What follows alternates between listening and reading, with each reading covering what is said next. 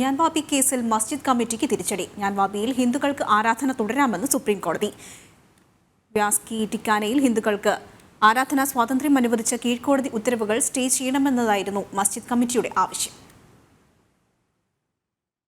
ഫെബ്രുവരി 31-നാണ് വാരണാസി ജില്ലാ കോടതി ഞാൻവാബിയിലെ നിലവറ ഹിന്ദുക്കൾക്ക് ആരാധനയ്ക്കായി തുറന്നു നൽകാൻ ഉത്തരവിട്ടത്. പിന്നാലെ അലഹബാദ് ഹൈക്കോടതിയും ഇത് ശരിവെച്ചു. 2 കീഴ്ക്കോടതി ഉത്തരവുകളെ ചോദ്യം ചെയ്താണ് മസ്ജിദ് കമ്മിറ്റി സുപ്രീം കോടതിയെ സമീപിച്ചത്. എന്നാൽ ഹർജി പരിഗണിച്ച ചീഫ് ജസ്റ്റിസ് DY ചന്ദ്രചൂഡ് അധ്യക്ഷനായ 3-അംഗ ബെഞ്ച് തൽസ്ഥിതി തുടരാൻ ഉത്തരവിട്ടു. മുസ്ലിങ്ങൾ തർക്കമന്ദിരത്തിന്റെ വടക്ക് ഭാഗത്തുകൂടിയെത്തി നമാസ് നടത്തുന്നതും ഹിന്ദുക്കൾ ആരാധനയ്ക്കായി എത്തുന്നതും തുടരട്ടെ എന്നാണ് ഉത്തരവിൽ പറയുന്നത്. കേസ് വീണ്ടും പരിഗണിക്കുന്നത് ജൂലൈയിലേക്ക് മാറ്റി. 1993 വരെ ഹിന്ദുക്കൾ തുടർച്ചയായി വ്യാസ് കി ടിക്കാനയിൽ ആരാധന നടത്തിയതായി ഹൈന്ദവ സംഘടനകൾ ചൂണ്ടിക്കാട്ടുന്നു.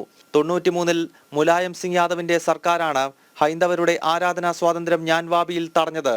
ജനുവരി 31-ന് ജില്ലാ കോടതി ഉത്തരവ് വന്നതോടെ അന്ന് രാത്രി മുതൽ വ്യാസ് കി ടിക്കാനയിൽ ഹിന്ദുക്കൾ ആരാധന പുനരാരംഭിച്ചു. ജനം, ഡൽഹി.